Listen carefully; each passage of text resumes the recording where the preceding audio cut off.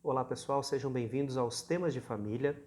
Esses aqui são encontros breves que nós teremos no mês de maio para tratar sobre temas que se relacionam com o nosso relacionamento, com a nossa casa, com a forma como nós lidamos com aquilo que envolve o nosso dia a dia e que no mês de maio são importantes para a gente refletir porque nós estamos falando sobre a família como um todo. Então no domingo nós temos algumas reflexões maiores e aqui nós teremos algumas breves reflexões. A primeira delas então é com relação à nossa vida financeira, especialmente com o tema quando o nosso dinheiro acaba, porque aí é que surgem as maiores dificuldades. Não é que quando a gente tem dinheiro não tenha dificuldade, mas quando o dinheiro acaba, certamente nós temos maiores dificuldades, né? Inclusive, muitas pessoas justificam o rompimento do relacionamento, um divórcio, por causa do dinheiro. E eu entendo que essas pessoas elas não estão falando de situações acidentais, eu vou chamar assim, financeiras. Perdeu o emprego, de repente bateu o carro, um cano que entupiu e você vai ter que trocar o encanamento da casa, e isso acaba gerando transtornos financeiros, né? Ainda que você tenha ali uma reserva de emergência, pode ser que isso tudo seja consumido por causa do acidente. Eu entendo que a maior parte dos problemas relacionados às finanças da nossa casa são, na verdade, por causa de um padrão de utilização do dinheiro que é doentio, que não corresponde ao estilo de vida que nós podemos ter com o salário que temos, as expectativas que nós temos, né? As comparações que nós fazemos, de certa forma, caindo aí dentro da ganância, caindo dentro de uma série de coisas que podem acontecer, né? Então, quando se tem uma expectativa maior, né, de lugar que você vai morar, o carro que você vai ter, a roupa que você vai vestir, os lugares que você vai frequentar, essas expectativas elas são diferentes do que você tem no seu olerite, isso vai causar certamente problema e muitos relacionamentos acabam por conta disso. Mas nós queremos pensar aqui, né, eu quero trazer algumas reflexões aqui, inclusive baseado num pastor norte-americano, James Perry, e ele vai falar sobre esse tema mesmo, né, quando o dinheiro acaba. E ele diz que quando o dinheiro acaba, nós temos uma oportunidade dada por Deus para avaliar a nossa vida.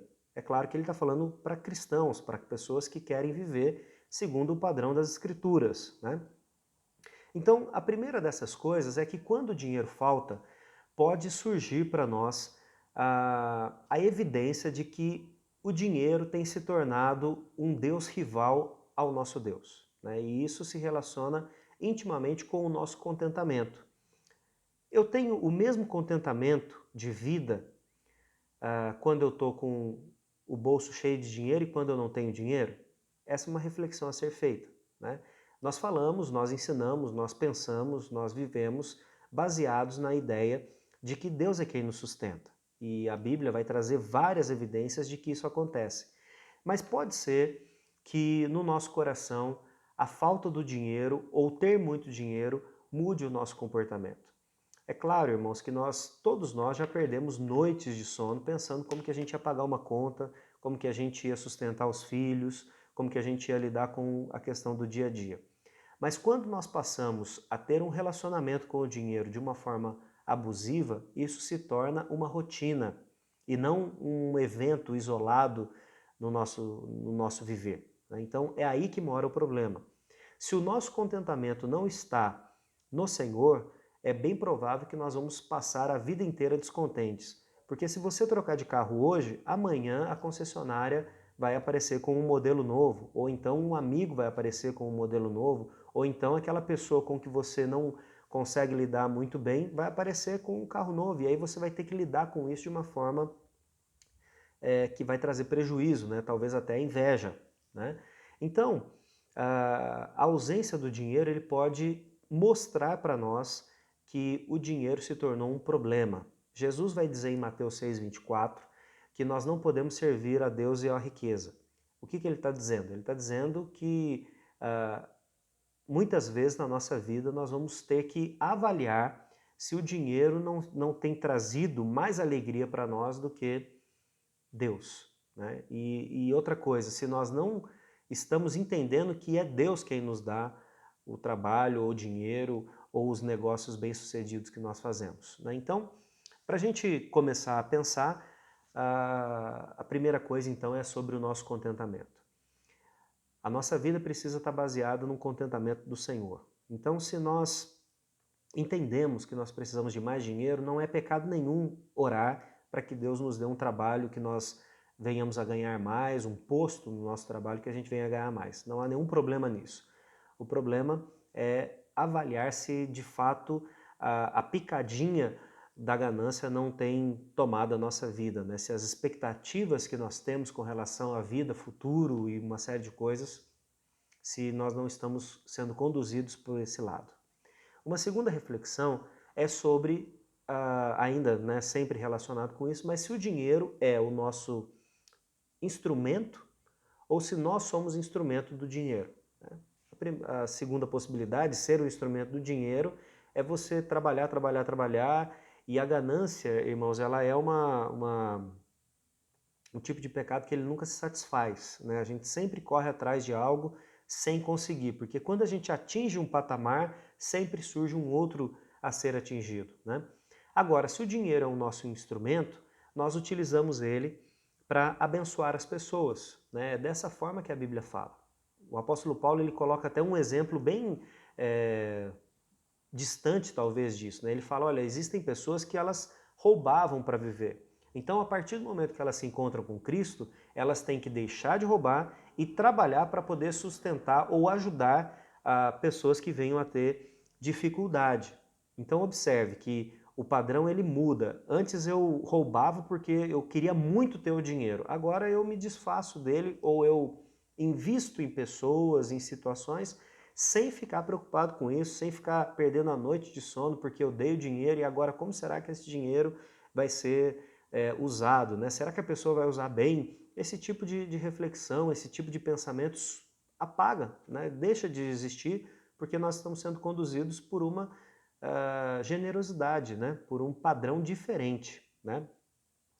Vale notar aqui também que muitas vezes a gente dá o dinheiro para dizer para as pessoas que a gente deu, e isso continua sendo ganância, isso continua sendo um padrão errado de lidar com o dinheiro, né? A questão é a gente dar o dinheiro como se a gente estivesse fazendo para Deus de fato, sem nos preocupar com aquilo, né?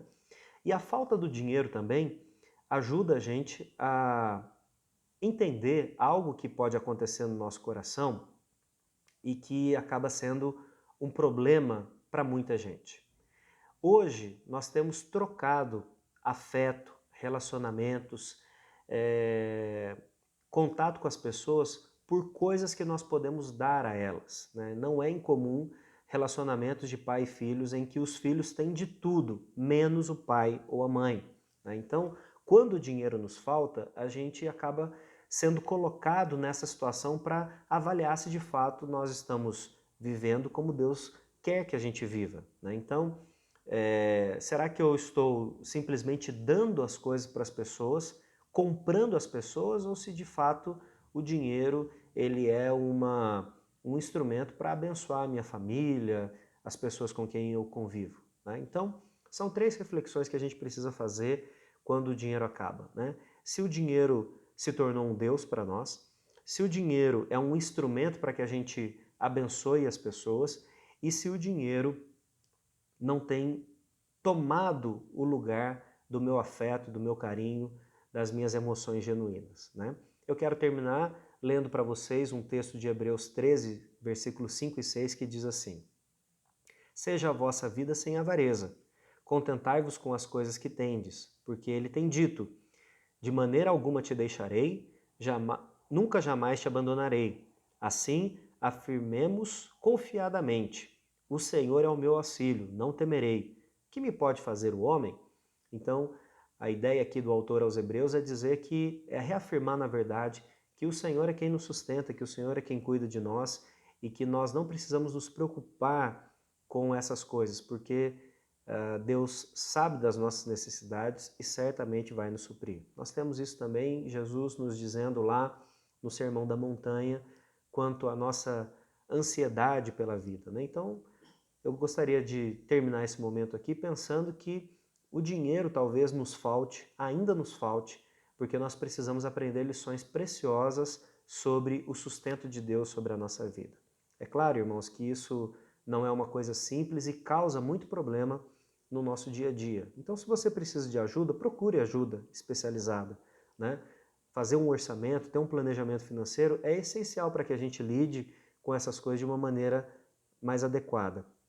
Mas fora isso, enfrente essa questão do problema da ausência do dinheiro, do problema do dinheiro, de uma forma diferente a partir de agora, né?